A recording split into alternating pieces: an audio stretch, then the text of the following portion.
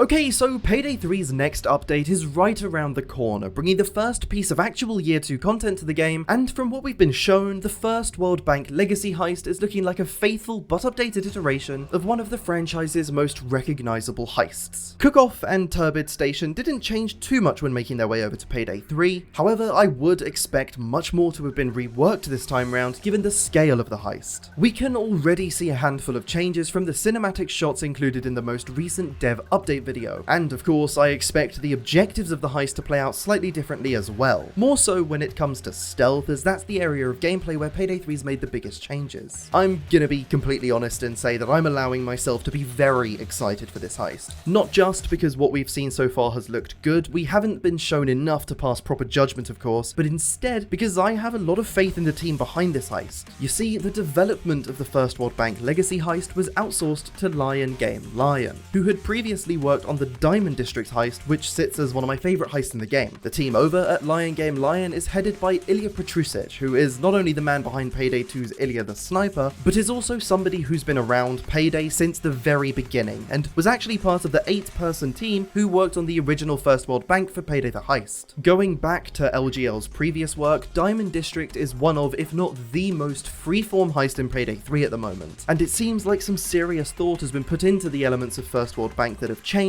to bring more flow to the heist by getting rid of dead ends and opening up lines of sight. It also seems like the team had some really interesting ideas for this legacy heist, with 2 in particular shared in this week's blog post, and although these 2 seemingly haven't made their way into the final version of the heist, I think it's still interesting to take a look at them as it shows where the team's line of thought was. Firstly, there's reference to the Insider. It sounds like this would have been an NPC that could escort the player to otherwise inaccessible areas of the map. Think of it like being escorted out of a private area when you're caught by a guard, but instead, following this NPC would do the opposite, taking you to places you shouldn't be and perhaps allowing you to bypass stationary guards that you would otherwise have to take out. It isn't specified whether this insider would be a heist-specific favour that you'd need to use before the heist, or if there would be a way to access them through gameplay. Something that jumps out to me as a possible way that this could have worked is through a mini side activity. Let's say that there was somebody in the bank looking for investment in their business.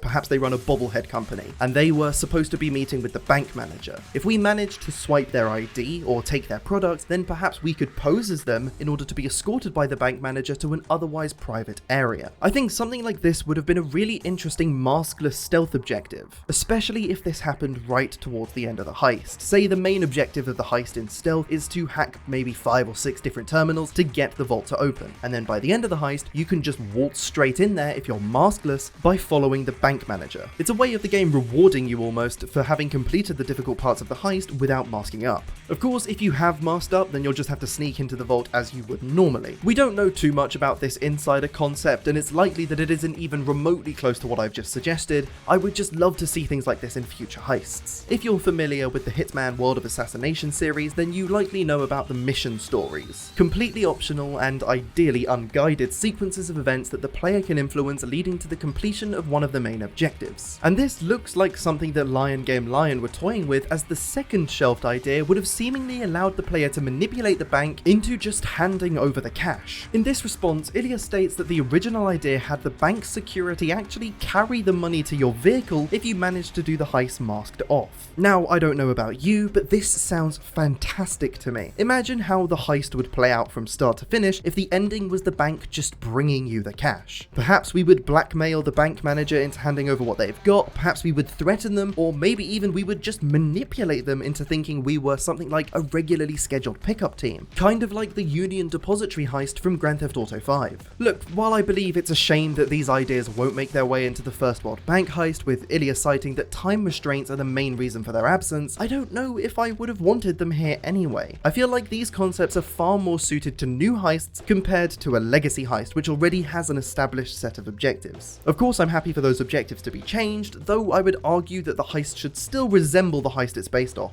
That said, I really hope that these concepts are revisited in the future, as they could make for some incredibly freeform heists with tons of replayability. Or, in other words, the exact kind of heist that Payday 3 needs in the future. Let's keep the conversation going. Let me know what you think of these ideas in the comments section down below, and while you're down there, consider clicking that subscribe button. But don't go anywhere yet, because we've still not spoken about the part of this week's dev update video that has excited me the most. But before we talk about the return of Payday's iconic secret, let's touch on the cosmetics. There are some new mask patterns and 20 new weapon skins, albeit there are seemingly just 2 weapon skins with 10 different color variations. Though if you're truly interested in taking your style game to the next level, the Teddy Moo outfit and mask are coming alongside this update as well. Now we'll be able to dress up as one of the gang's most trusted pals and show off our true inner pink cow. We're also gaining the ability to customize our crosshair.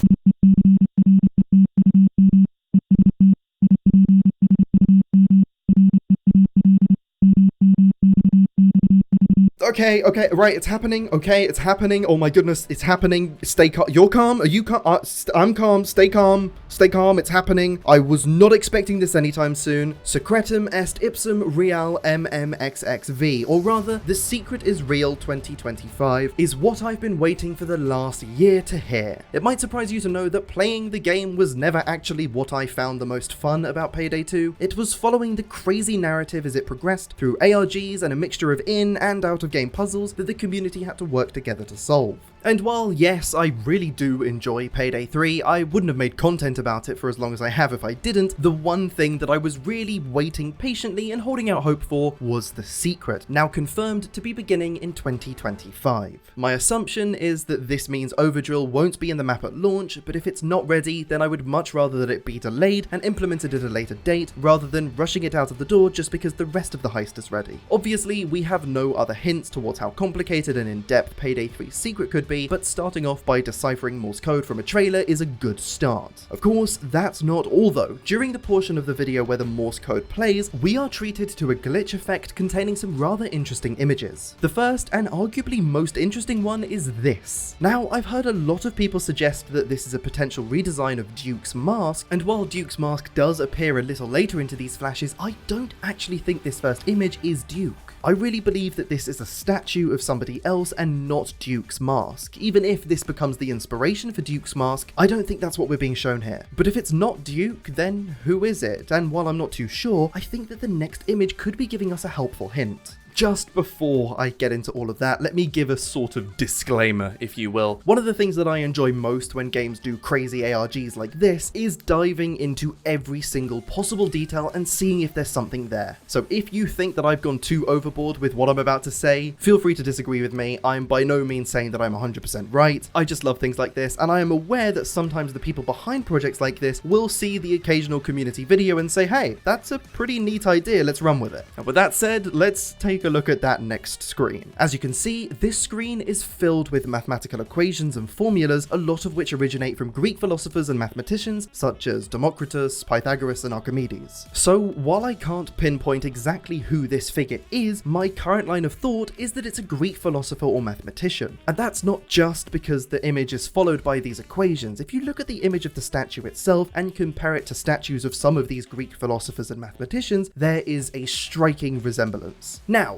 Duke's mask is inspired by ancient Greek sculptures, though it's believed that the actual figure his mask is based on is King David, specifically the David statue by Michelangelo. And this is, of course, some very off the top of my head theory crafting, but as David is primarily known as a biblical figure, and these ancient Greek inspirations are more closely associated with contributions to science and philosophy, perhaps this is suggesting that Payday 3's hidden narrative could be more of an alternate history type of story, akin to National Treasure for want of a better reference, where we'll be searching for a more grounded secret treasure than we were in Payday 2. Although I like the more fantastical elements of Payday 2's narrative, I understand that the idea of immortal kings and the Nephilim and so on isn't for everybody. If Payday 3's secret narrative went down the road of hunting for a treasure that's been hidden since the time of the ancient Greeks, if not before, while still giving us the same level of intense lore and puzzles to solve, I see that as a win for both sides of the community. It's significantly more believable and realistic realistic than having ancient gods running around for the people in the community that didn't necessarily gel with that, but equally there's an opportunity to enrich the narrative with a slightly alternate history style approach for those lore lovers out there like myself. Now let me close all of that off by just saying that I know how ridiculously far I've read into two images that were on screen for probably less than a second between them, but I love stuff like this in games, so indulge me. Even if this is so far away from what actually ends up happening, I'm incredibly excited that this dev update video has allowed me to theorize like this. And hey, Starbreeze, if I have read far too deep into all of that, what do you think? Anything I said sound cool? Give me a shout, let's have a chat. Before you know it, we'll cook up a story where the gang steals the Declaration of Independence. We'll get Nicolas Cage in, it'll be fantastic. But in all seriousness, there is one more shot from this little glitch segment where we can see an X-ray of somebody's head that turns into an oddly familiar shape.